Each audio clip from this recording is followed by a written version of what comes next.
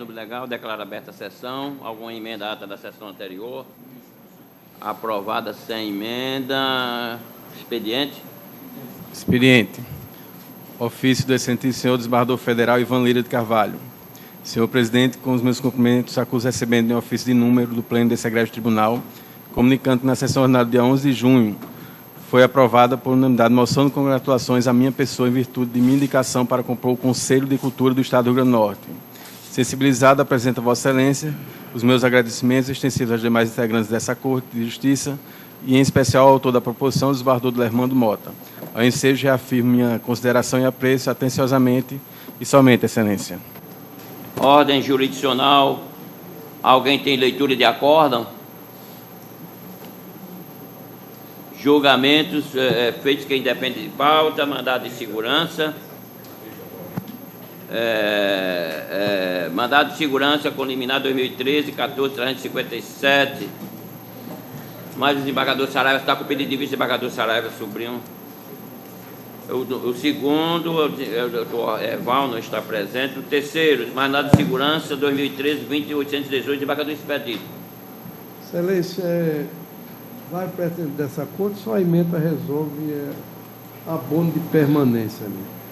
Mandato de segurança 2013-20-818-7, impetrante Maria das Graças de Oliveira, impetrada secretária de Educação e da Cultura do Estado do Rio Grande do Norte.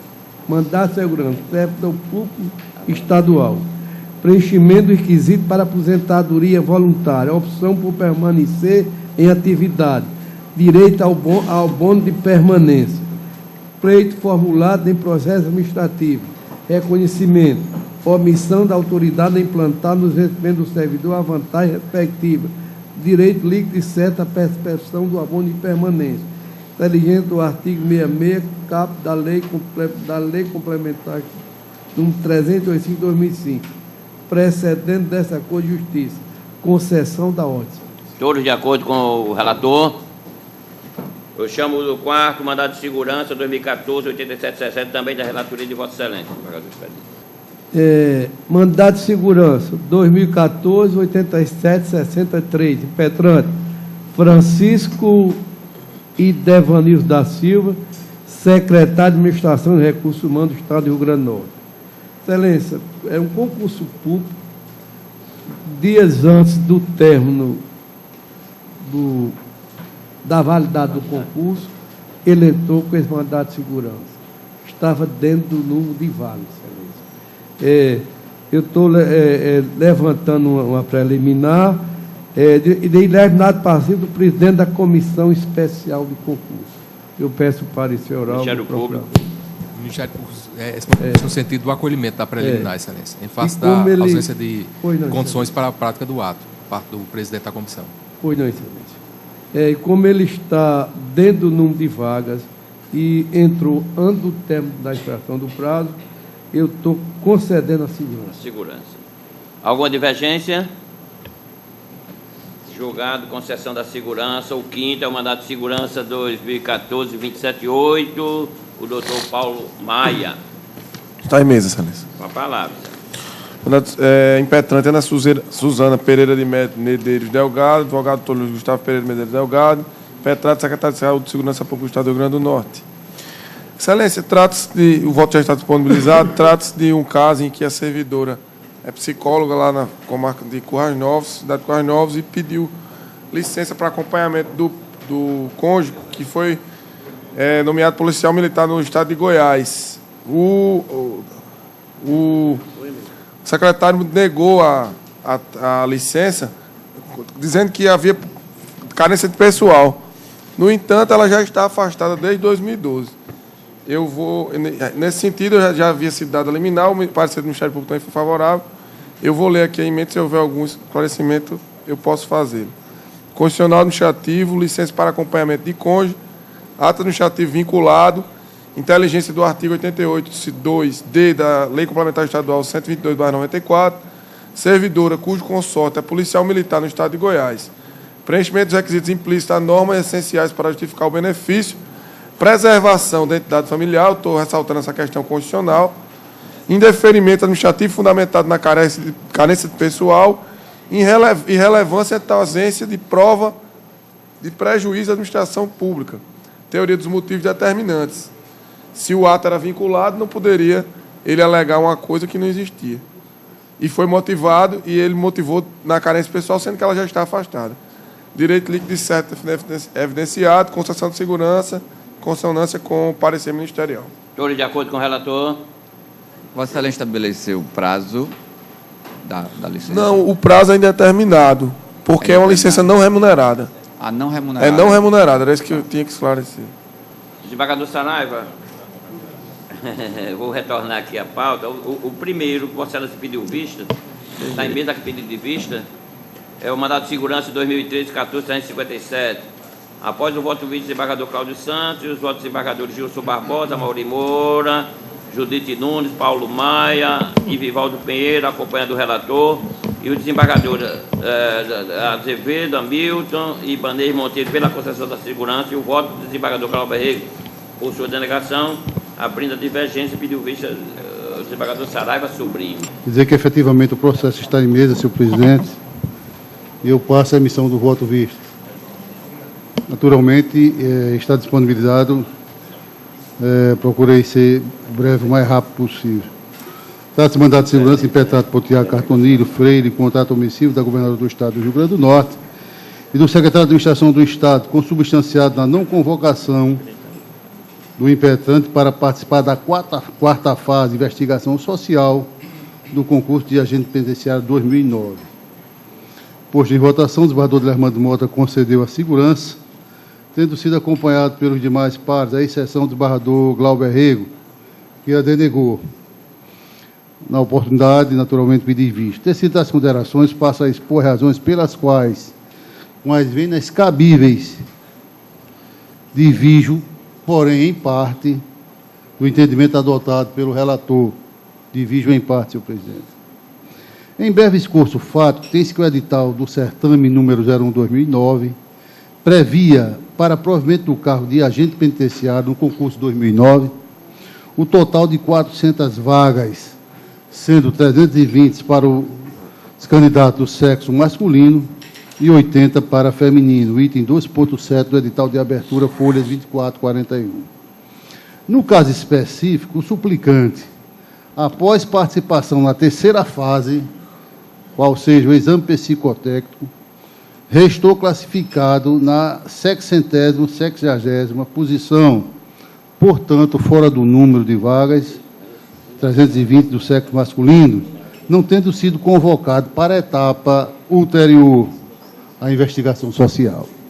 No decorrer do certame, a administração, mediante portaria 129, de 9 de julho de 2013, resolveu convocar mais 120 candidatos do sexo masculino para entrega dos documentos indispensáveis à investigação social, atingindo, assim, o 620º candidato colocado, dos quais 40 foram contraindicados. Quer dizer, a documentação não satisfez as exigências do concurso. Nesse quadro, o impetrante manejou o mandamus em apreço, pugnando liminarmente. Eu gostaria que os colegas atentassem a partir desse momento, das particularidades do caso. Liminarmente, para ordenar a autoridade coautora que receba a documentação do impetrante exigida na portaria 129 de 2013 e, em ato contínuo, realiza a matrícula do requerente no curso de formação em andamento. E, no mérito, caso fosse aprovado no aludido concurso, providenciar sua nomeação no cargo. Pois bem, ao analisar o pleito antecipatório, o relator à época, juiz convocado Jarbas Bezerra, veja o pedido que ele fez e veja a liminar concedida pelo desembargador juiz convocado Jarbas Bezerra. Deferiu apenas parcialmente, aspas, reticências, para que as autoridades coautoras convoquem o impetrante para entregar os documentos exigidos pelo item 14.3 do edital, concernente à quarta fase do concurso, investigação social. A liminar foi restritiva, digamos. Ela não atendeu no todo aquilo que pediu o requerente inauguralmente. No mérito, todavia, o desembargador Lermando Mota concedeu a segurança na sua integralidade, para confirmar a liminar autora deferida e ainda, aspas, caso venha a ser considerado indicado, de ser então chamado para a quinta fase que é exatamente o curso de formação do concurso para o cargo de agente penitenciário 2009, nos termos do edital de abertura de certame, etc. Fechado. Palavra do eminente relator. É exatamente nessa última parte que discordo do relator e dos que lhe seguiram.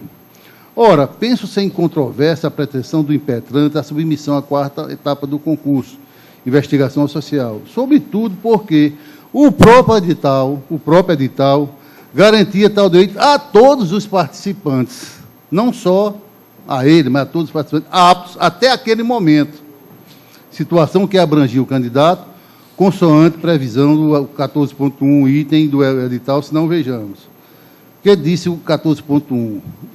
Os candidatos considerados aptos nas fases anteriores serão convocados através de edital a ser publicado no Diário Oficial do Estado, do Rio Grande do Norte, em 28 de 2009, para submeterem à fase de investigação social. Então, me parece de uma clareza meridiana. Entremente, melhor sorte não lhe assiste, diversamente do externado pelo eminente relator, o direito subjetivo do impetrante de participar da quinta etapa do concurso, ou seja, o curso de formação. Com efeito, o fato do secretário de administração haver convocado 112 candidatos para serem submetidos à quarta fase, investigação social, como já dito anteriormente, atingindo o 620º colocado, 620, não implica absolutamente na criação de mais vagas e ou tampouco na necessidade do seu preenchimento. É uma postura totalmente adversa. Não se diga que eu comando, que eu segundo, aspas, considerando, fecho aspas, da portaria 129, a portaria que eu fiz referência, que convocou, 2013, o qual faz referência à existência de cargos vagos decorrente de aposentadoria, falecimento e outros, teve por si só o condão e a força de abrir 112 novas vagas para provimento. Não abriu. Na verdade, o ato administrativo serviu tão só para ampliar o número de excedentes do cadastro de reserva. Limitação em 320 participantes homens, exatamente prevendo eventuais eliminações. Portanto, se implora exercício de discricionariedade inerente ao poder público na forma prevista no item 15.1 do edital, que diz exatamente isso que eu acabei de ler. Naquilo que interessa, serão inicialmente convocados 320, primeiros candidatos, secundários, tal. Lá embaixo, os candidatos excedentes, se existentes, comporão cadastro de reserva e poderão ser convocados para a matrícula no curso específico de formação profissional durante o prazo de validade do concurso, a exclusivo critério da Serjuca, etc., procede. Desta feita, as 40 contraindicações, das quais ele pleiteia uma vaga, não conferem, permisse-a venha, aos que pensam diferente, direito subjetivo aos candidatos seguintes na outra classificação para participar do curso de formação. Por quê? Porque se trata de uma mera expectativa de, dentro do prazo de validade do certame, expirado, diga-se de passagem, em 30 de abril de 2014, fazerem parte de uma turma adicional. Vale dizer que, malgrado o impetrante, 60º colocado, 660, tivesse obrigatoriamente que participar da quarta fase, como reconhecido liminarmente, sua convocação à quinta fase, quer dizer, a fase final, o curso de formação, estaria condicionada à conveniência e oportunidade da administração, não podendo o judiciário, nesse particular aí, adentrar no mérito administrativo. Em caso paradigmático, senhor presidente, a segunda turma do STJ muito bem se pronunciou, mais uma vez, através do ministro paraibano, Herman Benjamin. Me parece que essa decisão do ministro antecipou a ocorrência desse fato. Naquilo que interessa, na espécie dos autos, o que se discute não é o direito subjetivo à nomeação. O que se discute aqui não é o direito subjetivo à nomeação. Coincidência absoluta. Mas sim um suposto dever da administração de convocar os candidatos seguintes ao desistente para prosseguir no lugar deste no certame. O ministro prossegue fazendo a argumentação, está aí disponibilizado. Para já, daquilo também que interessa, diz: em caso, tendo a convocação apenas chamado os candidatos aprovados para realizar as demais etapas do certame, não há falar em direito subjetivo à convocação no lugar dos candidatos que faltaram à prova, já que a eliminação dos participantes, à medida em que o certame avança, constitui característica íncita à natureza concorrencial do processo seletivo. Isso foi agora no dia 17 de novembro de 2013, o ano passado, segunda turma, ministro Hermes Benjamin. Dada a importância deste julgado para o caso, eu transcrevo, senhor presidente, alguns fragmentos do que disse o ministro Hermes Benjamin. Aspas reticências. No raciocínio da autora, a convocação de 1.087 candidatos representa manifestação inequívoca de interesse da administração ao preenchimento de 1.087 vagas, de modo que a desistência de 149 teria deixado esse mesmo número de vagas aberto.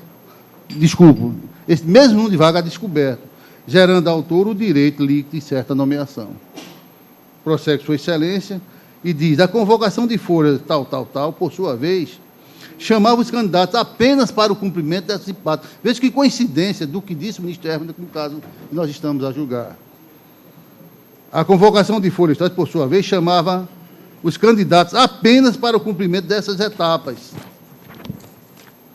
intermediárias e não para o efetivo preenchimento de vagas mediante nomeação e posse. E mais na frente, disse Sua Excelência, no caso dos autos, portanto, o que fez o Tribunal de Justiça foi apenas convocar os candidatos aprovados, que, naturalmente, sempre são em número superior ao quantitativo de vagas oferecidas, tendo em vista a própria natureza concorrencial do certame. Lá na frente, as circunstâncias contra a qual se insurge a demandante, infelizmente, é a dinâmica dos concursos. E o único efeito que decorre da ausência dos candidatos a uma determinada etapa do certame é a redução do contingente de pessoas que disputarão as vagas seguintes. A convocação do número de candidatos em número bastante superior do cargo vago pautou-se na prospecção de vacâncias futuras que ocorreriam quando o tribunal já não mais poderia chamar os aprovados, tendo em vista o vencimento do prazo de validade do concurso, etc, etc. Sua Excelência faz uma série de considerações ainda, que eu vou, só para o final, dizer, dar vazão até sustentado na inicial, traria sérios entraves ao desenvolvimento do concurso, que estaria fadado ao andar claudicante dos constantes retrocessos ocasionados pela necessidade de convocar os candidatos seguintes ao dissidente de determinada prova, algo absolutamente inimaginável de operar no plano da realidade, além de ser manifestamente contrário ao interesse público, já que a seleção pública destina provavelmente de cargos vagos e, portanto, desenvolve o interesse da administração. Então, senhor presidente, com essas considerações, naturalmente, sem intuito nenhum de querer convencer alguém a aderir à minha posição, é que eu concedo parcialmente, sim, a segurança, porém nos termos da liminar, que me parece, inclusive, já superada, tão somente para ele fazer a quarta fase do concurso, conforme já escrevi. Então, na agenda devida, é como... Senhor presidente, eu quero essa palavra. Eu quero, no meu voto que foi divergente, eu quero aderir aqui a tese do desembargador Saraiva. Exatamente, muito bem desenvolvida.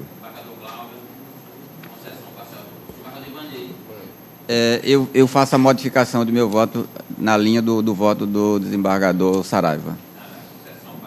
Pela ordem, presidente. Eu acompanhei atentamente o voto do desembargador Saraiva Sobrinho, que afirma, segundo se eu bem compreendi o raciocínio, desembargador, que nesses processos, nesses concursos com várias fases, existe uma taxa de atrito natural. Perfeito. E que ela é contabilizada pela administração ao fazer a convocação de um certo número de candidatos para as fases. Perfeito. E eu compreendi que a lógica do seu voto é impecável e gostaria de aderir também, presidente, ao voto visto. Senhor presidente, pela voto visto, ok. Aderir ao voto visto, todos os termos. Mais alguém? Também, excelência. Também o voto visto. Voto. A concessão foi para voto do relator, para nomear. Inclusive, não é pedido. É só apenas para participar da quarta etapa, né? O voto do relator é para nomear. Hein? O voto do relator não é para nomear. Não? Não. O voto está aí, o voto não é para nomear. O do relator é para nomear para o curso de formação, para chamar para fazer o curso de formação. Seguir na fase. Na forma da liminar, não é isso? Nada, conforme da liminar. Tem nada a ver com nomeação. Se for na fase da liminar... Foi aprovando ele na quarta fase e passando para a quinta fase. Ele não tem direito sequer de fazer a quinta fase. A minha colocação é essa. Mas a liminar foi para que ele apresentasse a documentação para se habilitar a quarta fase, que é o curso de formação. Não, é exame social. A quinta fase é o curso de formação. E, por último, a nomeação. A quinta fase é a final. A diferença aqui é de fase. Um vai para a quarta, outro vai para a quinta. Exatamente. Era isso que eu estava querendo entender. Agora a quarta já passou, não é isso? Já passou. Já não existe mais. Teria que abrir uma nova. Porque a liminar permitiu o que ele já fez, né? E isso foi feito, realmente, ele na inicial, ele mesmo diz que foi depois de encerrado o prazo do concurso. O ainda tem mais esse aspecto. Não é? Eu acho que é relevante, inclusive, para o julgamento da matéria. Aí ele diz, inclusive, que foi depois encerrado, o concurso encerrou-se em abril e em junho, supostamente, abriram-se essas vagas. De minha parte, questão de fato, sim. Bom dia, desembargadores. É só para esclarecer o fato, que está tornando aqui talvez uma dúvida por Vossas Excelências, é que, na verdade, a quarta fase, ela foi realizada, cumprindo a liminar dada pelo desembargador Jarbas Bezerra, e a quarta fase, o candidato o impetrante, ele foi aprovado, tendo a desembargadora Fátima Soares mandado com que o impetrante ele realizasse a quinta fase, por consequência de passar na quarta fase. Inclusive, esse mesmo entendimento foi expresso pelo desembargador o Jarbas Bezerra, o mesmo desembargador agora que o desembargador Saraiva Sobrinho se referiu. Ele colocou nos seus embargos de declarações que o condicionamento para a próxima fase, que seja a quinta fase, o curso de formação, estaria condicionado à aprovação da quarta, o que realmente foi feito e foi aprovado o candidato. Pois não, eu vou... Senhor presidente, me permita, resumidamente, a liminar foi concedida pelo doutor Jarbas para que ele participasse da quarta fase. Qual foi a quarta fase? A investigação. Morreu aí. O desembargador Jarbas não obedeceu o pedido dele, que era para quê? Para participar da quarta fase, passar para realizar a quinta e ser nomeado. Não. Que foi, o pedido dele foi esse. O pedido dele é para ordenar a autoridade coadora que receba documentos impetrantes exigidos na fase 129 tal, e em ato contínuo realiza a matrícula do requerente do curso de formação e andamento, que é a quinta fase. É isso que ele quer. É isso que eu interferi. Realizar o curso... Quer dizer, pulou por cima de tudo, nem a quinta fase. Ele não pede nomeação. Até porque a quinta fase não é um direito dele. Porque essa quinta fase está dentro daquele limite que a própria lei, que a própria administração fez, dos 120 por. Então, esse direito não é que está aí, não é líquido e certo. Então, Vossa Excelência está decidindo a concessão para que parcial, no sentido de... Só porque ele participe da quarta fase. Quarta fase. E foi o que já participou, eu acho até que foi o que foi concedido liminarmente. Tudo bem. Eu vou retomar... A quinta fase é uma discricionalidade que é a convocação? Que é exatamente a fase de investigação. Não, a quinta fase é a investigação social. É o curso de formação, Excelência. Curso de formação. O curso de formação. Fechando o concurso. Esse ele teve na liminar. Não. A liminar foi só para participar da quarta fase. Que é essa. Investigação, que é essa. Que era a investigação, pronto. Ele foi aprovado na quarta fase? Foi, está esclarecendo aqui. Foi aprovado na quarta fase, inclusive teve a decisão deferida para fazer a quinta fase, Excelência. Mas a quinta fase, ele não foi convocado para a quinta fase, ele foi convocado para a quarta fase. Aí é outra coisa. É isso que o desembargador Lermano está concedendo o direito de participar da quinta fase. Da quinta fase. Ele foi aprovado na quarta. É isso. Porque eu vou retomar os votos. Porque ele disse que foram convocados tantos, 40 foram inabilitados, e ele quer aproveitar uma vaga dessa como se fosse direito líquido e certo. Negativo.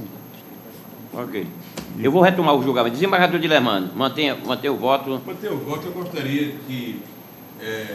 uma questão tão simples, todas as vezes, que se eu visse o esclarecimento, o candidato é impetrante de causa própria. Ele pode esclarecer. Eu estava vendo uma dúvida, não é?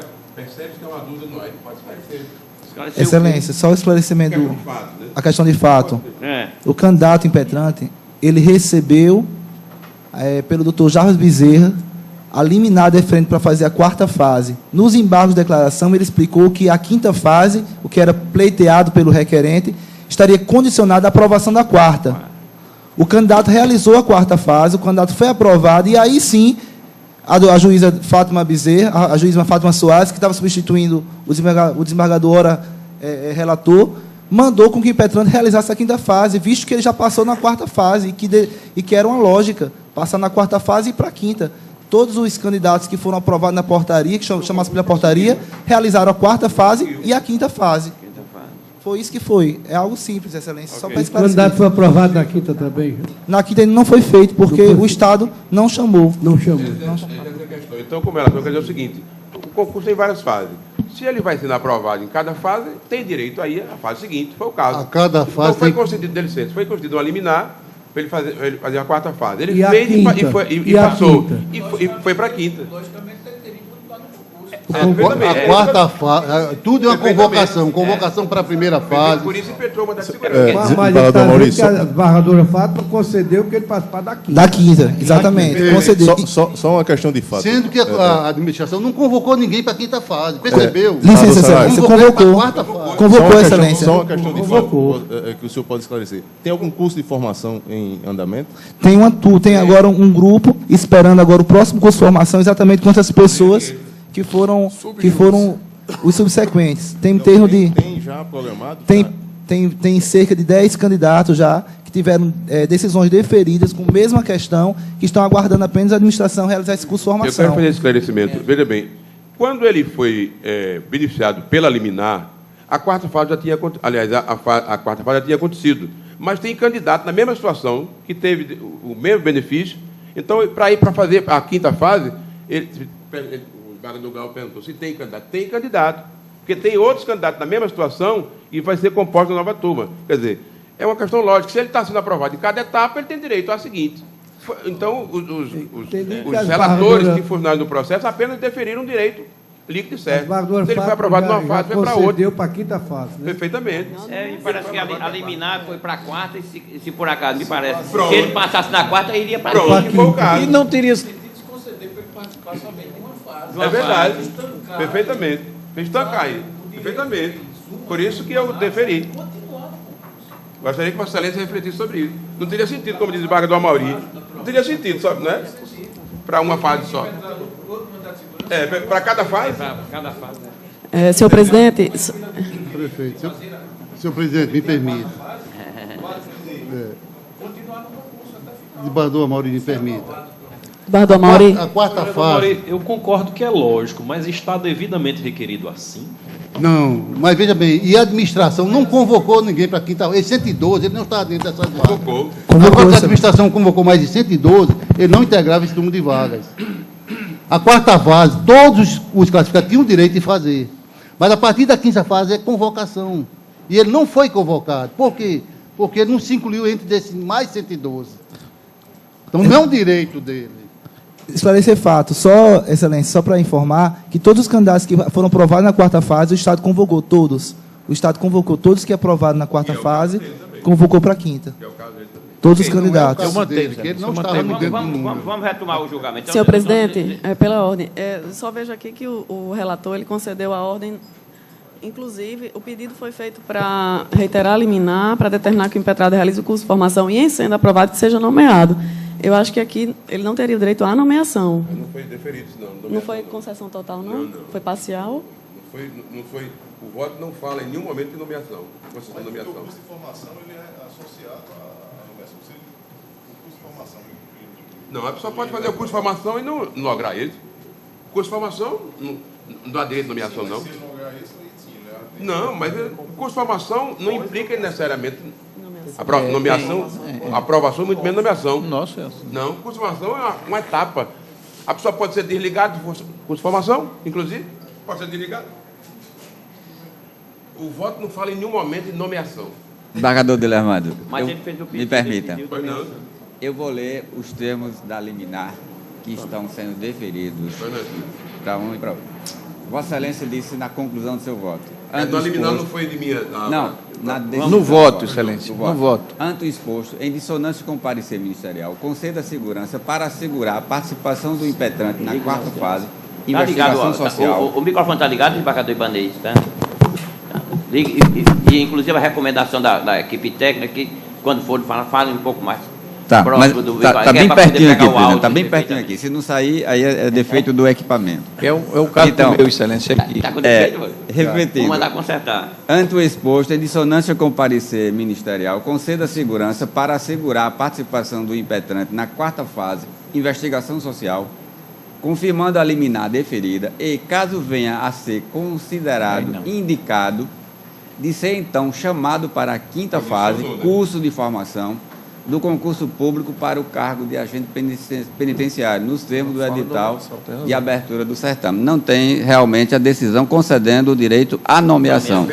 Tem direito para a quarta fase e, caso aprovado, para a quinta fase, chamado para a quinta fase. No voto de vista do desembargador Saraiva, a proposição dele é: pelo exposto, concedo parcialmente a segurança para tão somente ratificar a liminar, garantidora da participação do impetrante na quarta fase do certame, que é a investigação social. Então, a diferença é esta apenas, que é decorrente da interpretação que se dá, e penso que não é nem mais uma questão de fato. Não, é uma questão, não é? Só de interpretação, se o candidato, uma vez convocado, com direito a participar da quarta fase do concurso, e se obtiver êxito nessa quarta fase, deverá ser convocado ou não para a quinta fase. Senhor presidente, queria só complementar um dado interessante. É que quando o candidato obteve a liminar, o Estado lá, o ente público, se manteve inerte. Não deu cumprimento a liminar, tanto é que foi arbitrado multa.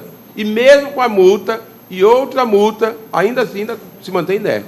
Então o candidato está prejudicado. Ele teve uma liminar deferida e o ente público ficou quieto e prosseguiu com o concurso sem dar cumprimento a liminar. Aí prejudicou o candidato. Não é verdade? Exatamente. Foi o que aconteceu. E o candidato está prejudicado até hoje, porque ele teve uma liminar deferida, mas o ente público não deu cumprimento. Percebam? Tanto é que eu não falei aí posse, eu falei o seguinte: fase, fase subsequente. E o ente público ficou quieto lá. Uma liminar, ele descumpriu, ficou quieto, e o candidato com a liminar deferida, e o ente público não deu cumprimento. Foi arbitrado multa, foi arbitrado depois mais multa, foi aumentada a multa, inclusive, e até agora inclusive a quinta fase, só para esclarecer, ela não é só eliminatória, ela é classificatória. Então o candidato ele vai ter uma classificação na quinta fase, é só para ele prosseguir no certame, como a Vossa Excelência mesmo falou. Eu mantenho o meu entendimento. Vamos retomar o julgamento. O relator mantém. Doutor Azevedo, tá certo. Desembargador, eu até peço desculpas pela minha má compreensão da controvérsia anterior, quando eu parti do pressuposto de que o voto do relator estava assegurando a convocação. E, na realidade, diante dos esclarecimentos aqui, pelos olhos atentos do desembargador Ibanez, em que se verifica que apenas autoriza a quarta fase, o outro a quarta fase e, por consequência, a quinta, sem se falar em nomeação. Portanto, eu gostaria de retificar meu voto e me manter votando com o relator. Ok. Doutora Ana. Eu acompanho o relator também, desembargador. Desembargador Ibanez. Bom, depois desses debates, eu mantenho o voto original acompanhando o relator. Desembargador Glauber. A divergência. A divergência. Sim, parcial. Modifica de denegação para concessão parcial. Desembargador Gilson. Acompanho o relator. Desembargador Amauri. Mantenho, excelência, acompanhando o relator, concedendo a segurança. Desembargadora Judite. Também mantenho. Ficou bem esclarecido agora. Desembargador Expedito. Eu acompanho o relator, estou habilitado. Vossa Excelência está habilitado? Estou habilitado. Doutora Ana também. Acompanho o relator. Doutor Paulo. Mantenho acompanhando o relator. Desembargador Vivaldo. Também mantenho acompanhando o relator. Ok. Então. Nilson, adiantou, desculpe, Nilson. Eu acompanho, mantenho também o voto anterior acompanhando o relator, excelência. Pois não. Então, no caso, concessão à unanimidade da segurança, sendo que os desembargadores Saraiva, Sobrinho e Cláudio Herrero concediam parcialmente. Ok? Está certo a proclamação assim? Não. Então está proclamado, concessão da segurança. Senhor presidente, é só a juntada do voto. A juntada está deferida, excelente. Desembargador Saraiva, Vossa Excelência, deixa eu ver aqui, continua com a palavra. É o 6º, mandado de segurança 2014, 13, 25. Obrigada. Vossa Excelência continua com a palavra. Senhor presidente. Sindicato de Servidores de Saúde. Não. Eu acredito que a emenda, por si só, resolveria o julgamento. Então, eu vou fazer a leitura e, caso haja necessidade de esclarecimento, eu os prestarei. Constitucional e processual civil, mandado de segurança, contribuição associativa de servidores públicos estaduais da saúde, repasse das mensalidades à entidade sindical, Sindsaúde, efetuado com reiterados atrasos, verba sindical cuja satisfação não pode ficar à mercê da discricionariedade do administrador público, afronta ao princípio da razoabilidade e ilegalidade configurada, precedente desta Corte e dos tribunais pátrios, transferência de valor relativo a mês anterior à impetração de dezembro de 2003, o item imprestável como subsedante de ação de cobrança, súmula 26271, inadequação da via eleita neste particular, precedente do STJ, concessão parcial da segurança, tão somente para fazer o repasse atrasado, limitando desse tempo aí. Todos de acordo com o relator? Está julgado. O CEP é o mandado de segurança 2013-2600. O doutor Nilson é o relator. Com a palavra, excelência. Obrigado. Senhor presidente, processo já identificado.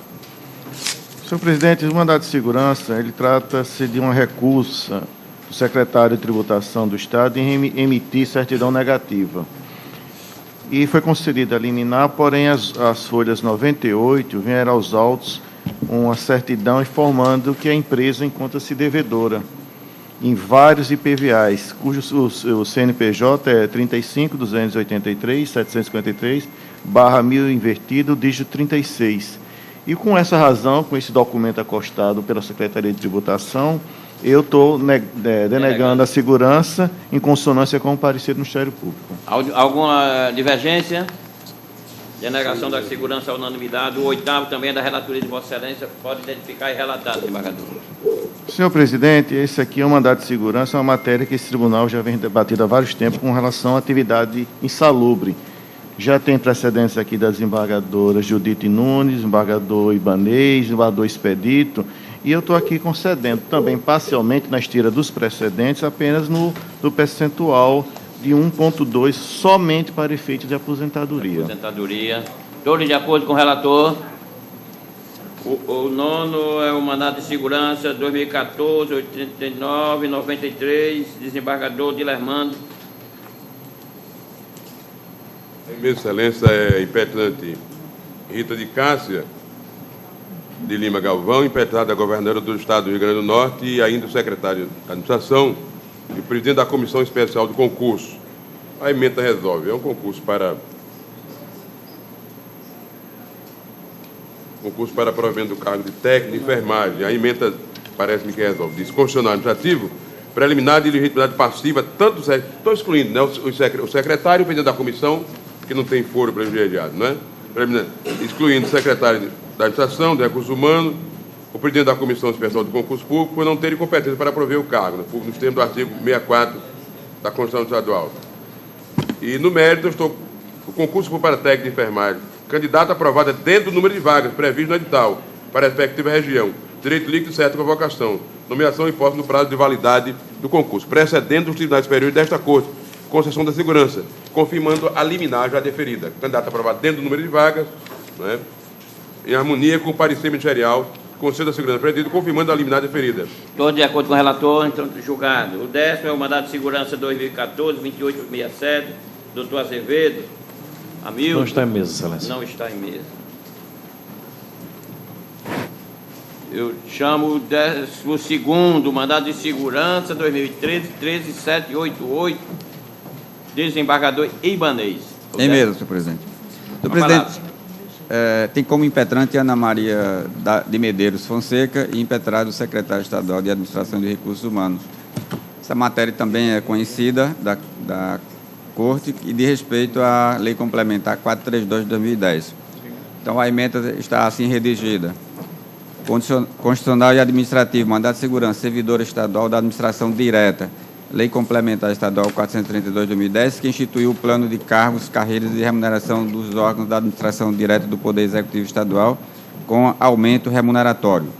Preliminar de decadência, artigo 23 da Lei 12.016 de 2009.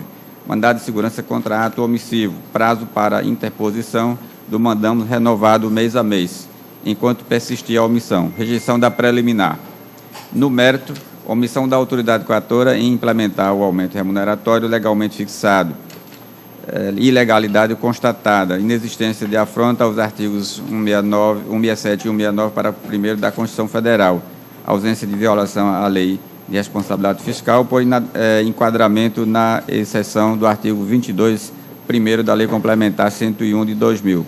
Direito líquido e certo da parte impetrante precedente deste acordo, concessão da segurança em consonância com o parecer do Ministério Público. Todos de acordo com o relator? Julgado. Também o 13º da relatoria de Vossa Excelência, 2013-19-580, Excelência. Tem como impetrante Norma Maria dos Santos e impetrado secretário estadual de Administração de Recursos Humanos.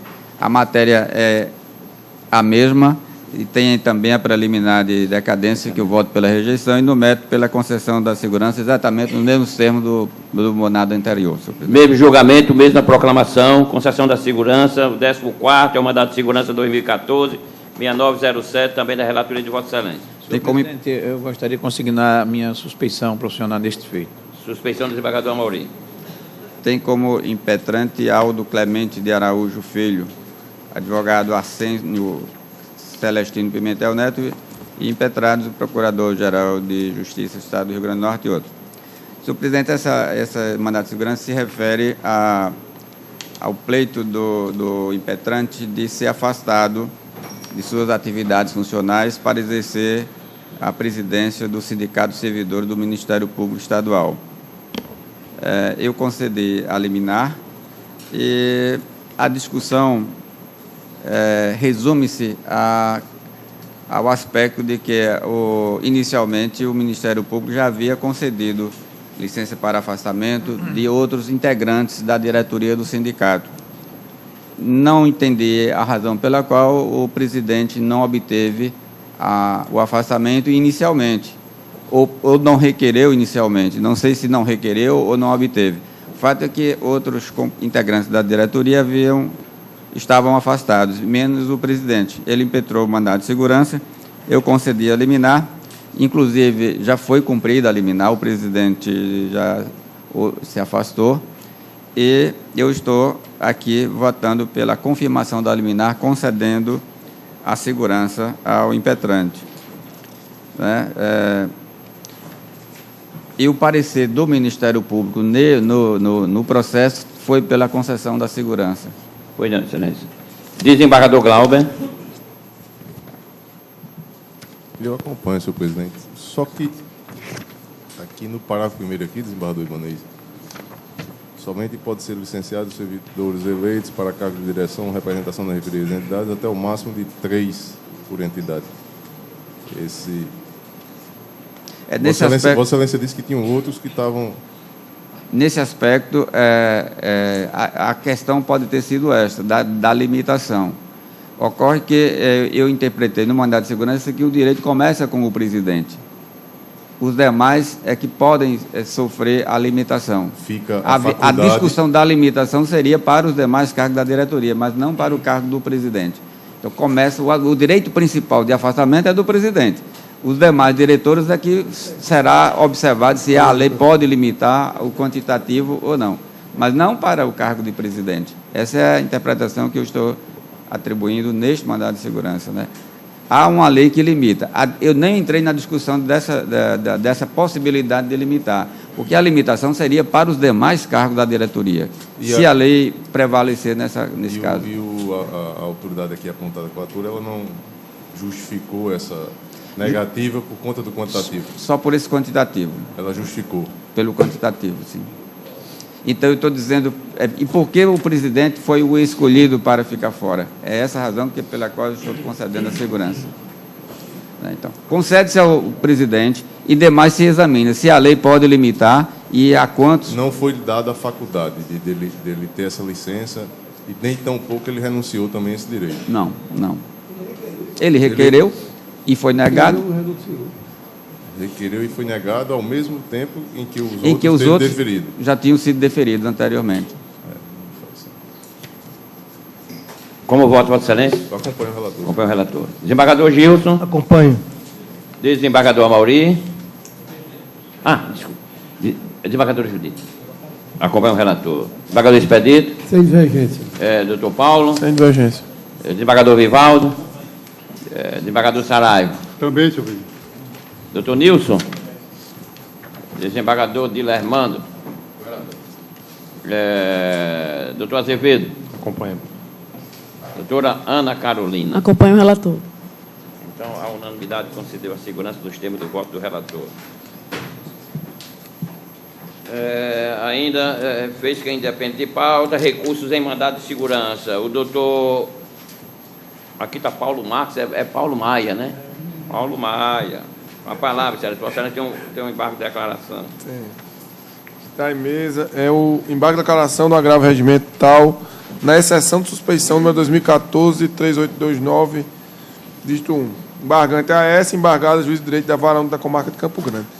Nesse caso aqui, senhor presidente, houve uma exceção de suspeição, foi rejeitada liminarmente pelo relator anterior, devido à não existência de procuração específica. Houve um agravo regimental. No agravo regimental, a decisão foi mantida e agora ele vem trazer uma nova procuração específica após o julgamento do regimental e pedindo para que seja aceita, em sede de embargo de declaração. Então, como não há nenhuma obscuridade, contradição ou omissão, estou rejeitando os embargos. Todos de acordo com o relator? Desembargador Glauber, tem 3 embargos. Pode identificar e relatar. Embargo de declaração em mandado de segurança número 2013-017-601, dígito 7. Embargante Francisco das Chagas Bezerra da Silva, advogada doutora Ana Catirene Vieira Costa. O voto está disponibilizado, senhor presidente. Eu vou fazer a leitura da emenda, se tiver algum destaque.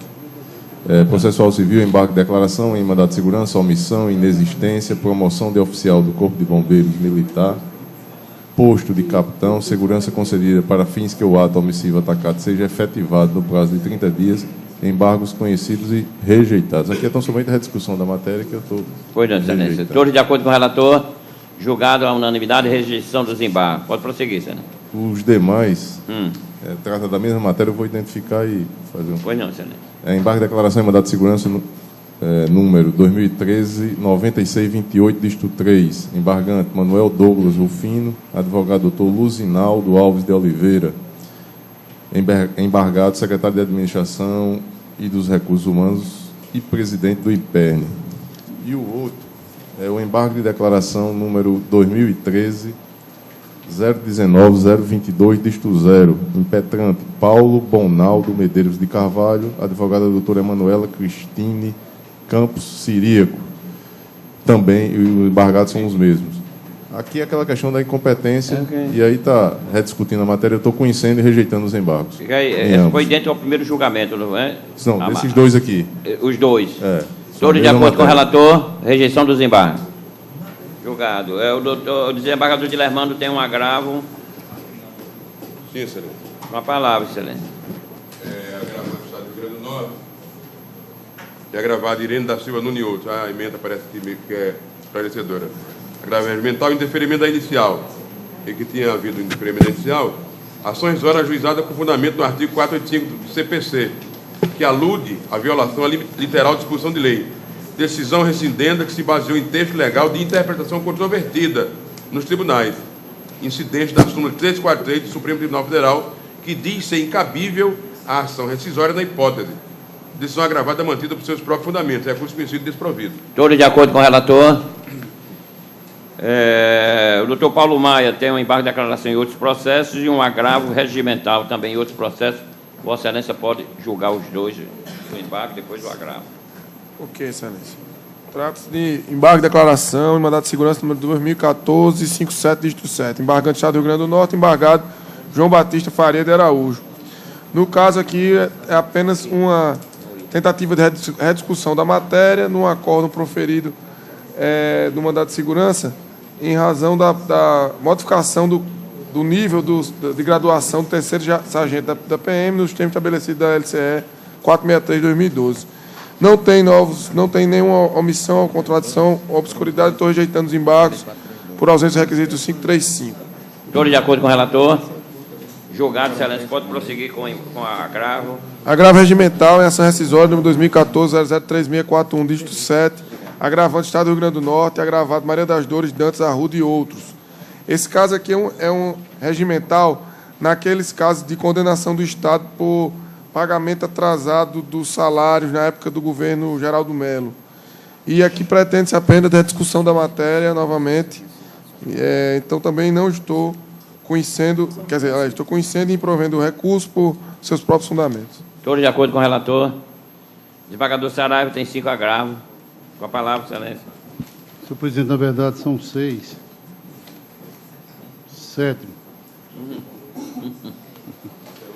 Fica à vontade. Presidente, os 6 primeiros, todos é agravante Sul América, Companhia Nacional de Seguros, através dos seus advogados Zé Vieira, Nelson Luiz Novella. Os agravados são Nádia Cristina Medeiros Bezerra e outros, no primeiro, Francisco de Souza e outros, Uraponil Araújo Carvalho e outros, Raimundo Nonato Correia e outros, Valdelúcio Cavalcante Seabra e outros, Rosângela Maria do Nascimento e outros, todos representados por um único advogado, Juan Diego de Leão. Senhor presidente, essa matéria é do conhecimento da Corte, aqui só da última quarta-feira nós julgamos pelo menos 6 ou foram 7. Só para relembrar a matéria, agravo regimental, decisão da vice-presidenta negatória de segmento a recurso especial, com base no 543C71 do CPC, regra de indunicamento processual, segura vacional, caixa econômica, ausência de comprovação de interesse para entregar lide, identidade da controvérsia de direito postulado com lide case RESP 1091-363 Santa Catarina, inadmissão do especial derivado da consonância de entendimento entre o acordo recorrido e o paradigma decidido pelo STJ, inclusive sob a perspectiva da Lei 13.000 de 2014, que substituiu a medida provisória, eu acho que era 333. Precedente desta Corte, conhecimento e desprovimento de todos eles, senhor presidente. Todos de acordo com o relator? Ainda tem, excelência? Tenho, senhor presidente. É agravo no recurso especial em apelação, onde é agravante Estado do Rio Grande do Norte e agravado Maria das Graças Queiroz e outros, através da doutora Natália Pose Red. Processo Civil, agravo, artigo 544 do CPC, também matéria de conhecimento da Corte, convertido pelo STJ em agravo regimental nos termos da questão de ordem 1159-599 São Paulo. Recurso protocolado pelo agravante Estado do Rio Grande do Norte fora do prazo estabelecido no regimento interno 324 RI TJRN, intempestividade reconhecida, precedente do STJ, TRF da 5ª Região e desta Corte. Aqui eu estou não conhecendo por intempestivo, senhor presidente. Não está conhecendo. Todos de acordo com o relator, não conhecimento do recurso. Julgado. É só, senhor presidente. Desembargador Dilermando, tem um agravo. Não, excelência. É uma ação direta de constitucionalidade, só uma liminar. É bem rápido. Deve ter havido aqui. Com a palavra, pode ir. Coisa bem rápida. É uma liminar da ação direta de constitucionalidade, onde é requerente o Procurador-Geral de Justiça adjunto do Estado do Rio Grande do Norte, requerido o município de Itajá e a Câmara Municipal de Itajá. Só a questão da liminar e a emenda é esclarecedora e diz: constitucional administrativo, ação direta de constitucionalidade, alegação de inconstitucionalidade de artigos que menciona e de uma resolução, ambas do município de Itajá. E eu estou dizendo aqui o seguinte: lei e resolução, no entanto, editados há mais de 4 anos. Então, se a lei foi editada há quase 5 anos, então, ausente o perigo em mora, precedendo do Supremo Tribunal Federal e desta Corte. Então, eu estou indeferindo a liminar requerida e mandando citar. Ok. Porque tem quase 5 anos de edição da lei. Todos de acordo com o relator? Desembargador Ibanez, Vossa Excelência tem um agravo, né? Tem um regimental na ação rescisória de 2014, 14.421.9, em que é agravante José Alves de Oliveira e agravados o IPERN e o Estado do Rio Grande do Norte. Aqui, senhor presidente, o agravante ajuizou a ação rescisória e pediu assistência judiciária, alegando não ter condições de arcar com as despesas do processo. Eu indeferi o pedido de assistência judiciária porque a remuneração dele, ele é servidor do Poder Judiciário, a remuneração dele é superior a 18 salários mínimos. E indeferir. Aí o regimental pleiteando que o plenário aqui delibere e avalie, modificando esse entendimento para lhe conceder assistência judiciária. Eu estou votando, confirmando a decisão liminar, negando o pedido de assistência judiciária. O argumento dele é de que, além das custas processuais, tem também o depósito da rescisória. Então, para que o Pleno avalie as condições, o pedido de assistência judiciária inclui o depósito prévio e o depósito da ação rescisória também, as custas processuais e o depósito da ação rescisória. Mesmo assim, considerando a remuneração dele, que para efeito de concessão do benefício da assistência judiciária, o valor superior a 18 salários mínimos, em nenhuma jurisprudência pesquisada que eu cito no voto, admite a concessão desse benefício para quem tem a renda nesse patamar. Por isso, eu estou indeferindo o pedido, votando pelo indeferimento ou pelo desprovimento do agravo regimental. Desprovimento do recurso, todos de acordo com o relator. Desembargador Mauri, conflito. Vossa Excelência, conflito. Conflito negativo de competência em que suscitante o juízo de direito do juizado de violência doméstica e familiar contra a mulher na comarca de Natal e suscitado o juízo de direito da 2ª Vara Criminal do Distrito Judiciário da Zona Norte, entre partes do Ministério Público e Laílson Batista de Macedo. Senhor presidente, essa matéria é um precedente recente da relatoria do desembargador Amilcar. Mas eu vou fazer um breve relatório para que a matéria fique esclarecida e que ocorre o seguinte. O indiciado aqui, ele viveu maritalmente com a vítima durante 11 anos, rompido o relacionamento. Eles se encontraram em um bar, iniciou-se a discussão e ele terminou por desferir os golpes de faca contra a vítima. No que foi, pelo que consta do inquérito, impedido por alguns circunstantes que se encontravam no local, chamaram a polícia, ele foi preso, inclusive, em flagrante. O inquérito foi encaminhado ao promotor da 2ª Vara do Distrito, que é aqui o suscitado, da 2ª Vara Criminal do Distrito Judiciário da comarca de Natal. Ele, inclusive, requeriu uma diligência que, no sentido de se juntar ao laudo de exame do corpo de delito, que a vítima não submeteu porque desistiu e disse que não tinha mais interesse e tal. Essas coisas de violência doméstica que, via de regra, sempre ocorrem. Mas é desinfluente para o julgamento do conflito.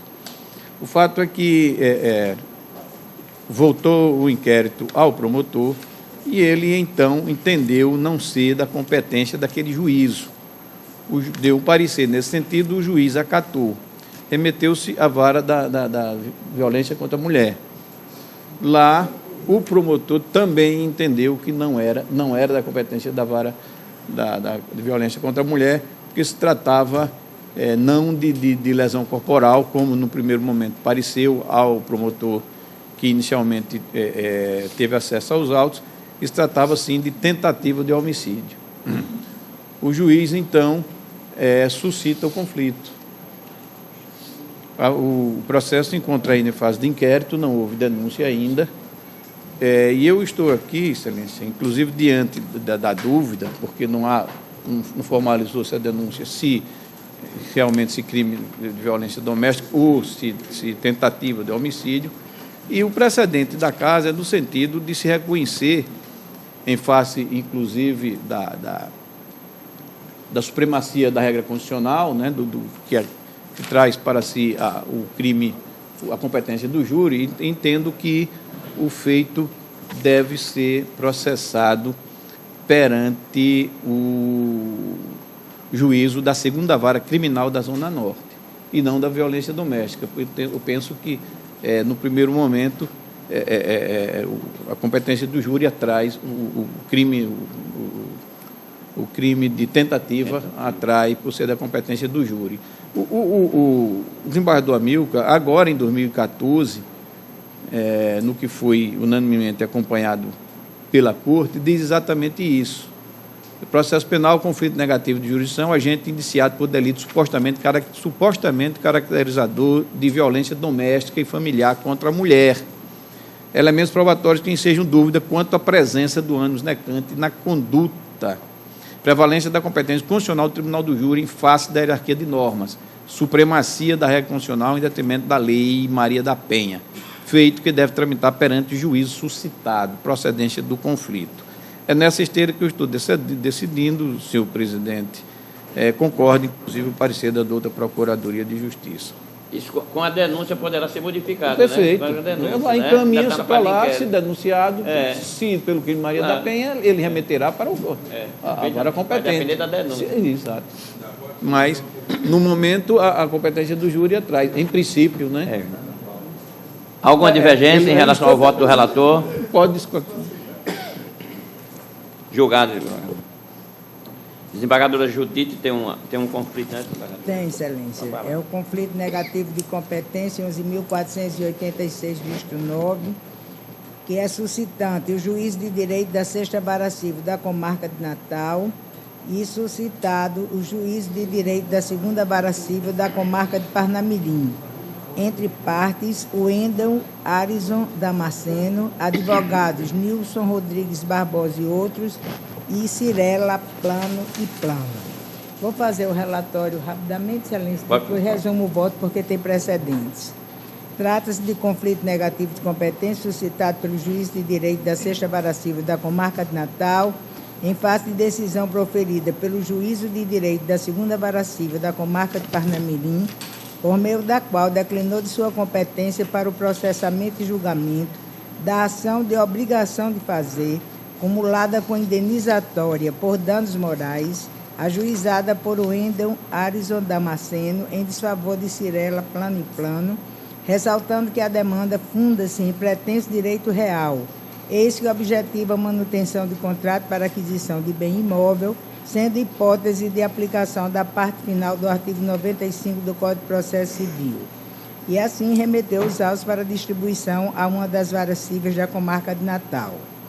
Defendeu o juiz da 6ª Vara Civil da Comarca de Natal que a pretensão do demandante de respeito à observância e cumprimento de obrigações assumidas contratualmente pela construtora demandada, não estando em discussão o reconhecimento quanto a algum direito real sobre o imóvel objeto do contrato. Assim, a natureza da ação não impõe o processamento e julgamento da demanda nos limites territoriais da localização do imóvel. A 12ª Procuradoria de Justiça opina pelo reconhecimento da competência do juiz da 2ª Vara Civil de Parnamirim para julgar o processo e é o relatório. Discussão, relatório. Aprovado, pode votar. Excelência, eu destaco aqui a natureza da ação, que, como foi dito, é uma ação de obrigação de fazer, acumulada com danos morais, que não resta dúvida da existência de relação de consumo entre os litigantes. Destaco a competência territorial, que tem caráter relativo e que, portanto, não pode ser declinada de ofício. Trago à colação julgados de tribunais, inclusive do nosso. Eu trago um de Minas Gerais, porque é de maio desse ano, e outros um pouco mais antigos desta corte, tanto do desembargador Vivaldo como do desembargador Amauri, em casos como dos autos. E concluo dizendo que não há como defender a tese do juiz suscitado, seja porque não se trata de demanda de natureza real imobiliária, não incidindo a parte final do artigo 95 do Código de Processo Civil, seja porque o autor, na condição de consumidor, pode optar por ajuizar a demanda no foro do seu domicílio, não sendo admissível que a incompetência territorial seja declarada de ofício. E concordo parecer ministerial, eu declaro competente o juiz da 2ª Vara Civil da Comarca de Parnamirim e é como eu estou votando, excelência. Alguma divergência? Julgado. Mais algum feito que independe de pauta? Pauta anterior, embargos infringentes 2013, 21464. O relator é o desembargador Cláudio Santos, o revisor é o juiz Paulo Maia, o relator declarou de sua presença. após o voto do relator, dando provimento aos embargos infringentes, para fazer valer o entendimento esposado no voto vencido, sendo acompanhado pelos desembargadores Vivaldo Pinheiro, Nilson Cavalcante, Azevedo Hamilton, e dos votos dos desembargadores Paulo Maia, Saraiva Sobrinho, Dilermando Mota e Ana Carolina, pelo desprovimento do recurso, abrindo a divergência, pediu vistas dos autos, desembargador Ibanez Monteiro. O desembargador Glauber Rego, enquanto habilitado, acompanhou a divergência. Os demais declararam aguardar o voto visto. Está em mesa, excelência? Em mesa, senhor presidente. Senhor presidente, pela ordem com a permissão do relator, efetivamente eu julguei pela improcedência e aproveitei o pedido de vista para estudar a matéria. Evoluir no sentido de manter a posição, estou trazendo as razões porque, e no momento oportuno, eu gostaria de destacar aquilo que me fez me convencer do acerto inaugural. Pois não, depois do voto de Vossa Excelência, depois do voto, vai pegar os votos de Vossa Excelência no final. Vossa Excelência poderá pedir a palavra. Uma palavra, senhor presidente. Aqui está o seguinte, dando provimento aos embargos. O relator, desembargador Vivaldo, doutor Nilson e doutor Azevedo. Negando o provimento, o doutor Paulo Maia, Saraiva Sobrinho, desembargador Dilermando Mota, a doutora Ana Carolina e o desembargador Glauber Rego. Uma palavra. Embargos infringentes em apelação civil que, por maioria de votos, afastou a condenação em custas e honorários sucumbenciais decorrentes da sentença de extinção, sem julgamento de mérito, dos embargos à execução fiscal. A dúvida estava se esses honorários seriam cumulativos com o da execução. Por isso, eu pedi vista para analisar e, feita a análise, vou expor para Vossas Excelências. A sentença fixou a verba sucumbencial em razão do pedido de desistência formulado pelo embargante, portanto, nos embargos à execução. O acordo que proveu o recurso de apelação, excluindo a condenação em custas e honorários advocatícios, utilizou como fundamento o fato de o parcelamento aceito pela empresa já englobar os ônus sucumbenciais, bem como a imposição legal contida na Lei Municipal 9.532 de 2009, que instituiu o Programa de Parcelamento Incentivado, o chamado PPI. Então, desse modo, duas questões devem ser analisadas no presente caso. Primeiramente, cumpre observar se a verba sucumbencial fixada nos embargos à execução estariam ou não incluídas no parcelamento de débitos fiscais. A Lei Municipal 9.532 de 2009, que instituiu o Programa de Parcelamento Incentivado, dispõe, artigo 1º, parágrafo 7º, a pessoa física ou jurídica que optar pelo ingresso ao PPI deverá incluir no seu requerimento todos os créditos especificados no parágrafo 1º deste artigo. Artigo 4º. A formalização do pedido de ingresso no PPI implica o reconhecimento dos créditos tributários ou não tributários neles incluídos, ficando condicionada à desistência de eventuais ações ou embargos à execução, com renúncia ao direito sobre o qual se fundam, nos autos judiciais respectivos, e da desistência de eventuais impugnações, defesas e recursos apresentados no âmbito administrativo, além da comprovação de recolhimento de custas e encargos, porventura devidos, conforme dispuser o regulamento. Artigo 5º. Os créditos tributários ou não tributários incluídos no PPI serão atualizados de acordo com a legislação municipal pertinente até a data da formalização do parcelamento. Eu estou transcrevendo essa lei porque ela tem todos os detalhes que permitirão o julgamento da questão aqui nesse embate. Essenciais para o julgamento. Essencial, exatamente, desembargador Amorim. As custas processuais e os honorários advocatícios devido à Procuradoria-Geral do município em razão do procedimento de cobrança da dívida ativa, bem como decorrentes de qualquer procedimento judicial que envolva a dívida objeto do parcelamento nos termos da legislação aplicável, serão acrescidos ao montante devido.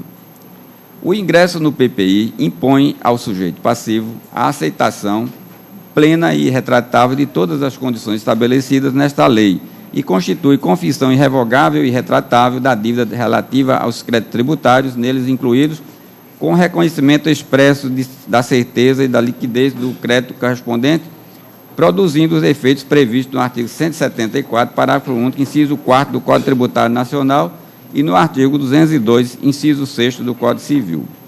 Parágrafo 1º. A homologação do ingresso no PPI dar-se-á no momento do pagamento da parcela única ou da primeira parcela. Artigo 9º. O sujeito passivo será excluído do PPI sem notificação prévia diante da ocorrência de alguma das seguintes hipóteses. Inciso 3º. A não comprovação da desistência de eventuais processos judiciais de que trata o artigo 4º desta lei no prazo de 60 dias, contado da data da homologação dos créditos tributários do PPI.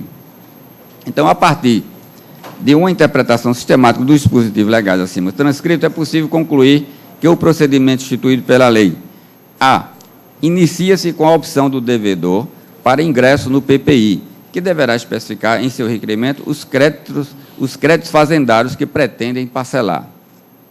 B. Os créditos incluídos no PPI serão atualizados até a data da formalização do parcelamento. C. Os ônus sucumbenciais em razão do procedimento de cobrança da dívida, ou seja, a execução fiscal, serão acrescidos ao montante devido. Ao ingressar no PPI, o sujeito passivo aceita de forma plena e retratável todas as condições estabelecidas na lei. E. A homologação do ingresso no PPI se dá no momento do pagamento da primeira ou única parcela. F. O sujeito passivo será excluído do PPI se não comprovar a desistência de eventuais processos judiciais no prazo de 60 dias, contados da data da homologação dos créditos do PPI. No presente caso, ao ingressar no PPI, os créditos discutidos na execução fiscal em questão foram incluídos no parcelamento, acrescido das custas e honorários decorrentes da execução fiscal, devidamente calculados e atualizados conforme o artigo 5º caput. Os embargos à execução fiscal, por sua vez, tramitavam regularmente no momento da homologação do ingresso dos créditos em questão no PPI. Dessa forma, as verbas sucumbenciais relativas aos embargos somente surgiram no mundo jurídico com a sentença de extinção que se deu em momento posterior à homologação do ingresso da empresa no PPI. Ora, tendo em vista que os embargos à execução tratam de ação autônoma, a sentença de extinção por pedido de desistência implica em condenação nas custas e honorários sucumbenciais ao autor, inexistindo relação com os ônus sucumbenciais da execução fiscal. Diante disso, a verba sucumbencial dos embargos não poderiam estar abarcadas na dívida original objeto do parcelamento, afastando, assim, a dúvida quanto à existência de pagamento em duplicidade. Separado esse ponto, passo a analisar o próprio cabimento da condenação do embargante nos ônus da sucumbência, diante da alegação de que o pedido de desistência não foi voluntário, mas impositivo legal para a permanência da empresa no programa de parcelamento fiscal. A esse respeito, entendo que, apesar do pedido de desistência dos embargos à execução fiscal ser condição para a não exclusão do PPI, nos termos dos artigos 4º e 9º, inciso 3º, da Lei Municipal 9.532 de 2009, a adesão ao programa de parcelamento é voluntária, não tendo sido imposta à empresa. Assim, ao aderir ao PPI, a empresa aceitou todas as exigências legais, inclusive a necessidade de desistir dos aludidos embargos.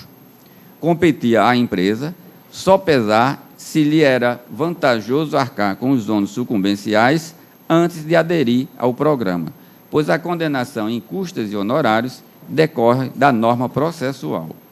Portanto, entendo que o pedido de desistência dos embargos à execução decorreram da voluntariedade do embargante em aderir ao PPI, razão pela qual, diante do pedido voluntário de desistência da ação e da ação dos embargos, são devidos custas e honorários de sucumbência. Ora, o que eu quero discutir é o texto legal é importante para essa decisão.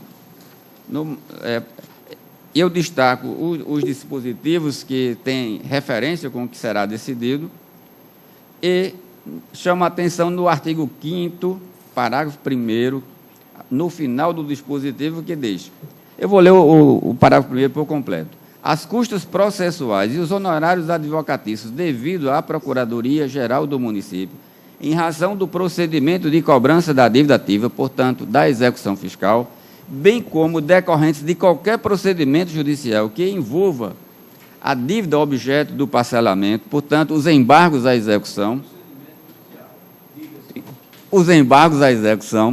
serão acrescidos ao montante devido. Então, a lei já disse que seriam cobrados tanto na execução quanto nos embargos à execução.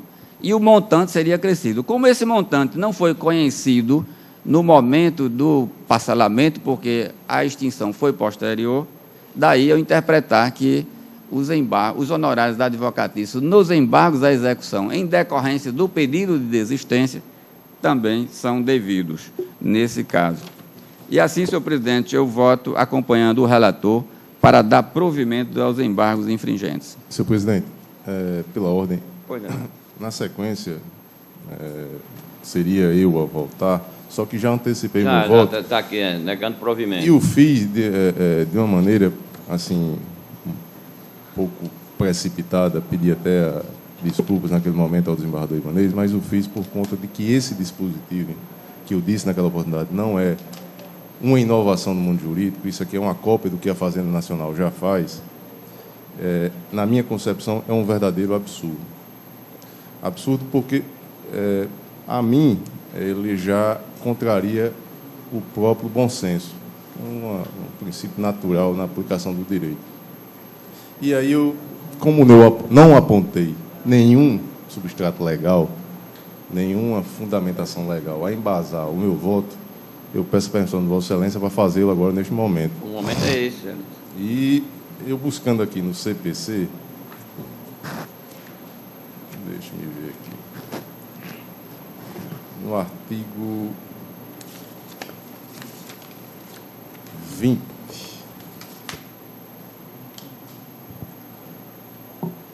deixa-me ver aqui,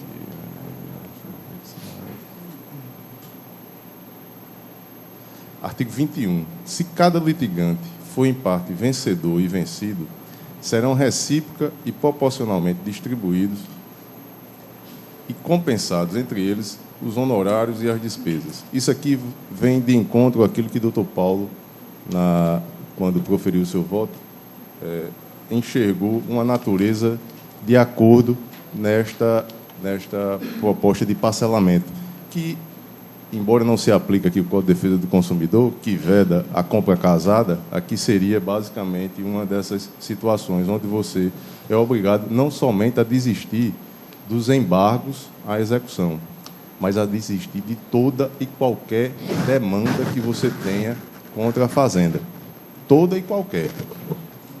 Toda e qualquer. E, inclusive, renunciando ao direito sobre o qual se funda a ação. E muitas delas nem mesmo tem a contestação do ente público. Ou seja, não há um trabalho da Procuradoria. Então, apontando aqui o artigo 21 e considerando a natureza jurídica deste parcelamento, eu não vejo como se ter a obrigação do devedor, que adere muitas vezes por uma circunstância pessoal ali de ter uma certidão negativa e de ter a sua vida empresarial continuada, ele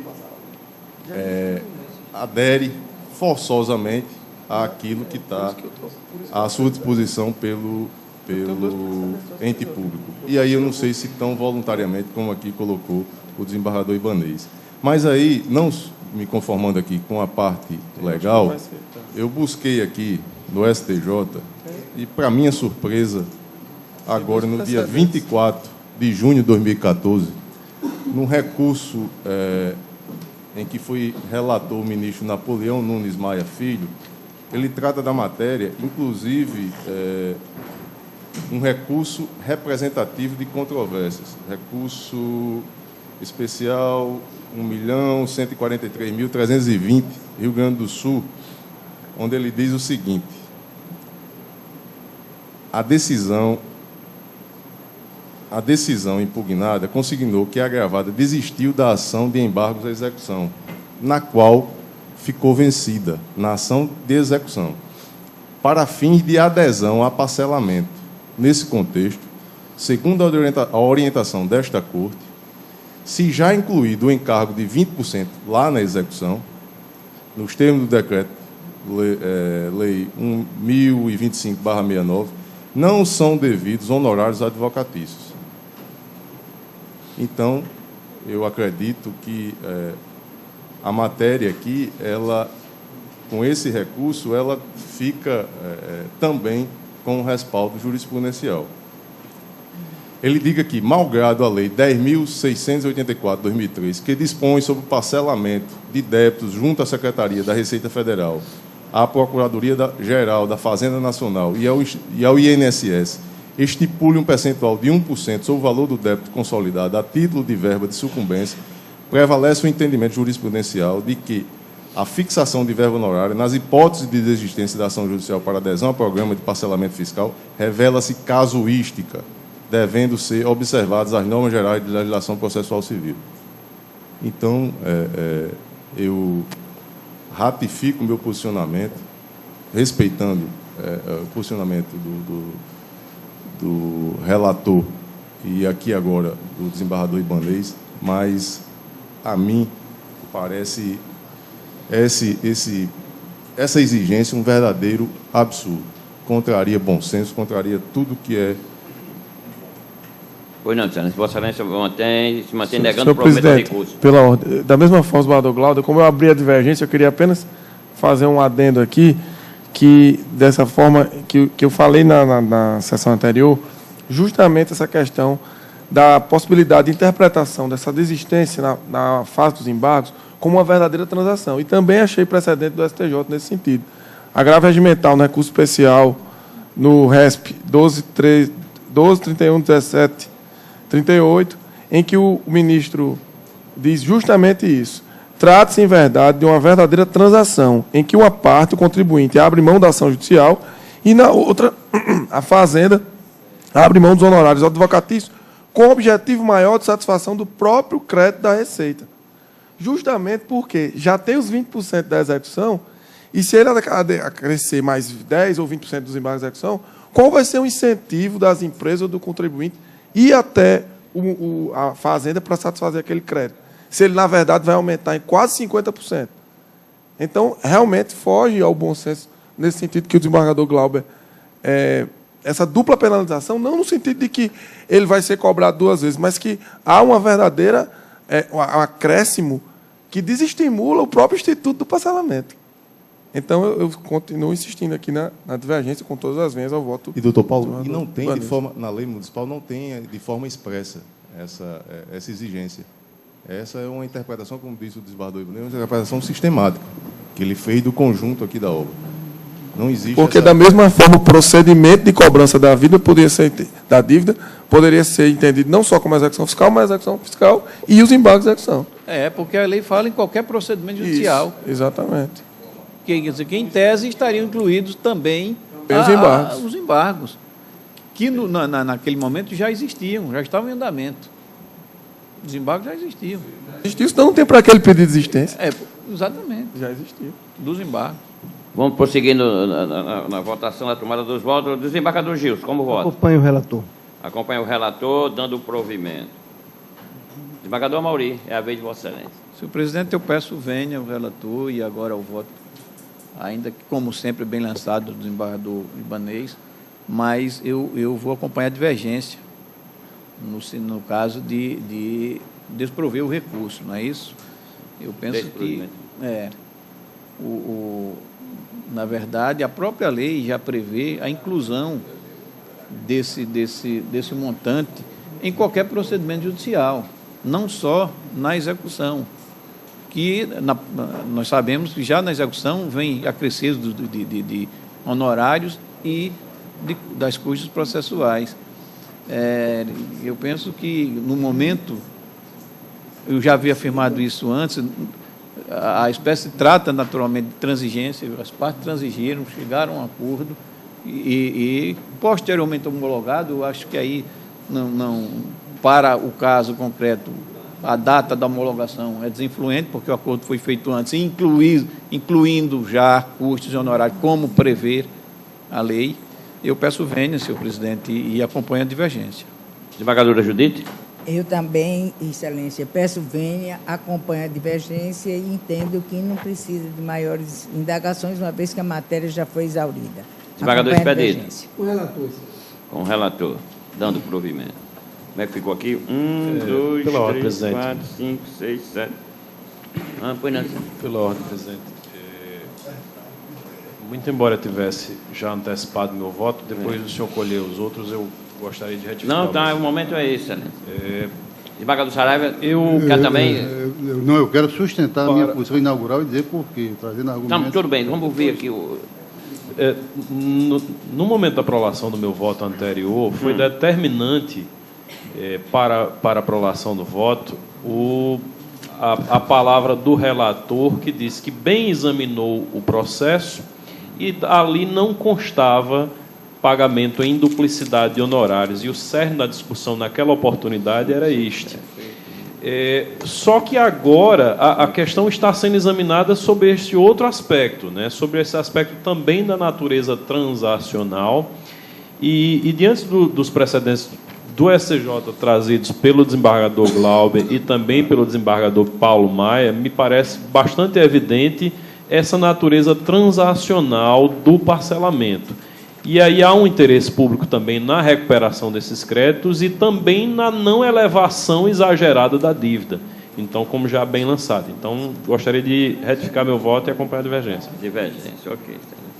O Excelência acaba de desempatar. Mas, desembargador Saraiva. Senhor presidente, realmente a matéria impressionou, daí porque eu busquei me debruçar melhor e me conformei pelo desprovimento do recurso a partir da própria lei. O artigo 5º, parágrafo 1º, quando situa que as custas processuais e os honorários advocatícios devidos à Procuradoria-Geral do Município, em razão do procedimento de combatividade ativa, bem como decorrente de qualquer procedimento judicial que envolva a dívida objeto de parcelamento, nos termos da legislação, serão acrescidas ao montante devido. Aí o parágrafo 2º. As custas processuais serão pagas juntamente com a primeira parcela dos honorários advocatícios. Quer dizer, houve, para se chegar a esse determinante, houve um acerto prévio, e é tanto que foi pago, porque na sessão anterior eu fiquei na dúvida, foi pago? Foi, porque a própria lei exigia que fosse pago na primeira parcela. E isso o desembargador Erval Sampaio disse muito bem, ele que foi o redator para o acordo, naquele no qual o desembargador Expedito restou vencido, naquilo que interessa, onde sucumbenciais já cobrados no montante do parcelamento, previsão expressa em lei, impossibilidade de condenação em custos de honorário advocatício na sentença de extinção do recurso. Então, o próprio desembargador que redigiu foi preciso. Quando ele discorreu a respeito desse voto, também naquilo que interessa, no presente caso, por expressa previsão legal, não há como prevalecer tal condenação, pois a Lei 5.009 de 2009, que instituiu o PPI, do qual o apelante aderiu, prevê seu artigo 5º, então ele reproduz. Assim mesmo, em se tratando dos embargos à execução de uma ação autônoma, percebe-se claramente que, por expressão legal da norma, que institui o programa de parcelamento, as custas honorárias advocatícias de qualquer procedimento judicial que envolva a dívida objeto de parcelamento já serão acrescidos aos montantes. Isso foi discutido e muito bem por aqui. Eu fiquei feliz quando o desembargador Glauber citou exatamente o ministro Napoleão Nunes, exatamente 5/6/2014, e fez aquela reprodução. Eu destacaria tão somente que esse pensamento não é só dele, é da primeira turma, e já vinha desde 2003, naquilo que interessa. Já decidiu esta Corte que a possibilidade de condenação do devedor em honorário advocatício, quando houver desistência ou renúncia de direitos sobre o qual se funda a ação judicial, para efeito de viabilizar a adesão a programa de parcelamento fiscal, dependerá de cada caso. Ou seja, TSE por verificar, na hipótese respectiva, se a legislação específica do refis ou se a prática administrativa enseja ou não a inclusão do honorário na consolidação do débito. Está vendo essa cobrança? Não se poderá fixar honorários na referida existência sob pena do bis in idem. Exatamente o argumento que eu também reproduzi aqui, juntamente com a jurisprudência citada com o desembargador Glauber Santos. No final disso aqui, ele diz: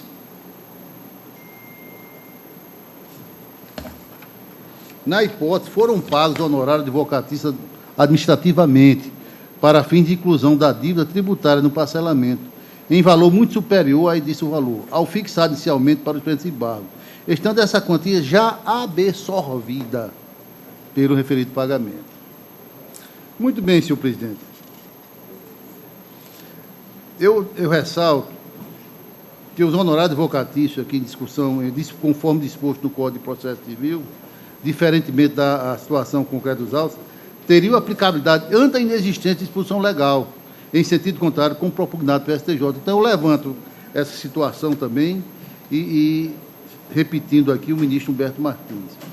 Já concluindo, eu digo o seguinte: portanto, se a administração expressamente consignou na lei que as custas de honorários advocatícios provenientes de qualquer procedimento judicial, entre parênteses, incluindo o óbvio, desembargo e execução, ajuizados bem anteriormente à lei, é um outro detalhe interessante, seriam acrescidos o termo de parcelamento, e este é por ela, é de ilidade, elaborado, e sendo este por ela elaborado, não há que se falar em cobrança, extra parcelamento, independentemente da figura ou não do bis in idem. Aqui eu fui mais longe, não é só o bis in idem.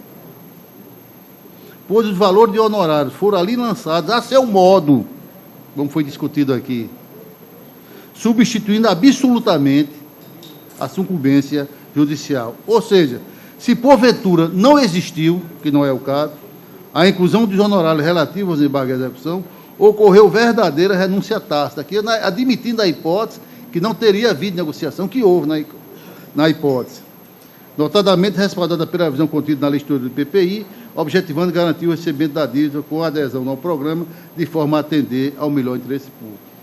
Aliás, para mim, esta cobrança formulada na causuística configura verdadeiro desvirtuamento da finalidade normativa.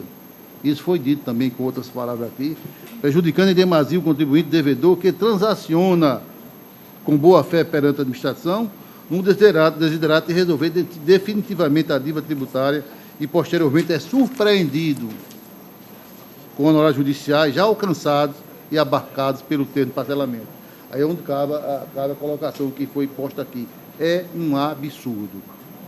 Seria como dar com uma mão e tirar com outra, modificando, inclusive, as regras do jogo já terminado com o parcelamento.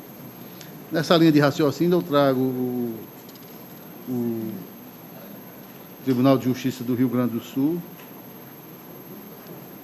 que diz: ingresso no programa de parcelamento, ajustar a exigência pelo Estado dos honorários fixados, impossibilidade. Se o interesse do Estado é que o contribuinte pague seu débito, inclusive concedendo modo mais favorável de fazê-lo, não pode onerar na cobrança de honorários, tanto mais, quando o percentual fixado no acordo pertinente de execução vem sendo pago regularmente. Me parece que essa é a hipótese. Por isso aí, senhor presidente, consolidando agora meu entendimento, mesmo tremo diante da colocação e do voto do desembargador Ibanez, eu acho que sim, o desfecho deve ser pela improcedência, ou melhor, pelo desprovimento dos embargos, e é assim que eu estou votando, pedindo a juntada das razões, senhor presidente. Mantendo a função do vosso excelência, negando o provimento ao recurso. Pois não. Então, eu posso proclamar, né? Então, por maioria, negou o provimento ao recurso, tem sido o relator, desembargador Expedito, desembargador Rivaldo, doutor Nilson, desembargador Ibanez e o desembargador Gilson. Relator para o acordo, doutor Paulo Maia. Ok, excelência. Pauta do dia é o quarto, ação rescisória 2009-2569, desembargador expedente ao relator, doutor Paulo Maia é o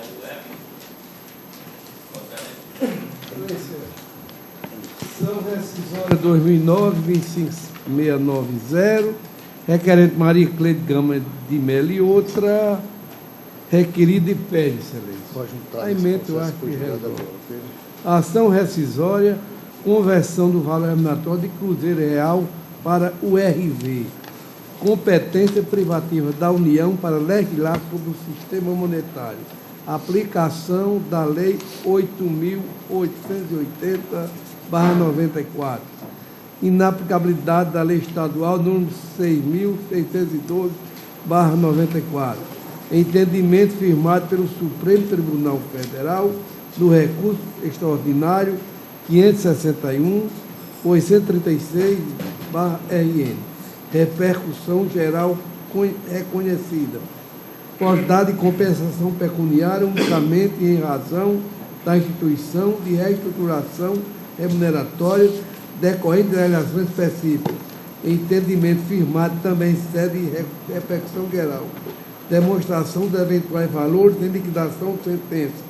Retratação do julgado nesse sentido. Possibilidade.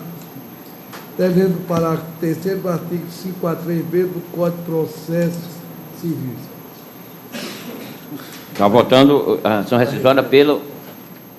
Eu estava distraído, hein? É o RV. Pelos precedentes, doutor. Não, eu quero saber a parte dispositiva, a conclusão. É pela improcedência, pela procedência parcial. Procedência. Extraordinário. Procedência. Como vota o revisor? De acordo, é aquele caso que volta da vice-presidência. De acordo. Agora a corte tem julgado, senhor presidente, só readequando. Readequando. Né? Readequando não é procedente ou readequando o julgado. É como ele está dizendo. Não, ele é procedente, então, mas só para readequar. Para readequar o entendimento sobre o recurso extraordinário, a repercussão geral. A repercussão geral. Julga procedente para readequar. Então, de acordo. No voto dele está especificado. De acordo. Todos de acordo com o relator e o revisor? O quinto é o embargo de infringente 2014-6509. O desembargador Vivaldo é o relator e o desembargador Saraiva, o revisor. Está em minha excelência. Aqui é embargante Banco GMAC SA e embargado José Lopes Maia. Também a matéria com vários precedentes é a questão da capitalização de juros. Né? E eu estou julgando de acordo com os precedentes pelo conhecimento e desprovimento do recurso. Apenas aqui o desembargador Cláudio é que ficaria... O revisor acompanha o relator. Desembargador Saraiva, como voto? Vossa Excelência? Também. Acompanha. Em consonância. Em consonância com o parecer. Todos de acordo com o voto do relator? Senhor presidente, o nono da pauta é idêntico ao do desembargador Vivaldo. A única diferença é que eu estou dando parcial, que eu estou devolvendo na forma simples, e a Câmara tinha sido devolução em dobro, com essa única diferença. Não é a repetição do indébito. A única diferença é na forma simples. Porque no acordo ficou devolução em dobro, e aqui eu estou dando parcial para devolução na forma simples. Com essa é a única observação. Então, procedência... Simples. Forma simples. Esse meu já é simples. Já é simples. É simples, só essa diferença. E no caso aqui, os embargos infringentes é provimento parcial? Parcial, porque na forma simples. O revisor do desembargador de Lemano, acompanha o relator, todos de acordo com o relator. Obrigado, senhor. Está julgado, excelência. Vamos aqui ao quarto, ação rescisória. É o sexto, ação rescisória da relatoria do desembargador Vivaldo, do revisor do desembargador o sexto e o sétimo são idênticos e idênticos a esse que foi votado aqui pelo desembargador Expedito. É a questão de fazer adequação a que se refere ao desembargador Saraiva, que eu estou fazendo para adequar o acordo antes proferido ao que expressamente determina o RE, recurso extraordinário 561, 836, certo? Então, procedência nos termos do voto do relator e Vossa Excelência. Isso, procedente parcial para fazer todos de acordo com o relator. Readequação. Julgado em bloco, tanto a sexta, que é a 2009-13-490, e a 2007-74-24. Ok? A unanimidade. O oitavo é embargo da execução, o relator desembargador Saraiva e o revisor, o doutor Nilson Cavalcante. Desembargador Saraiva, Vossa Excelência está para falar. Senhor presidente, aqui a matéria me parece simples, já identificado o processo, e eu sucintamente digo o seguinte: processual civil, embargo, execução e mandado de segurança, pensionista policial militar, reajuste previsto na Lei Complementar 463/12, valores atrasados devido à partida da impetração do URI, requeridos a maior, ausência de impugnação aos cálculos apresentados, mediante planilha pelo embargado. Precedente do STF, do STJ e desta Corte, procedência do desembarque. Também, excelência. Acompanha o relator. Acompanho o relator, excelência. Todos de acordo com o relator? Isso foi daqueles casos que o tribunal, à época, ainda admitia a tramitação do processo aqui, né? Do IPERN. Está em fase de execução agora. Mais algum processo em mesa para julgamento? Nada mais havendo a tratar, declaro encerrada a sessão.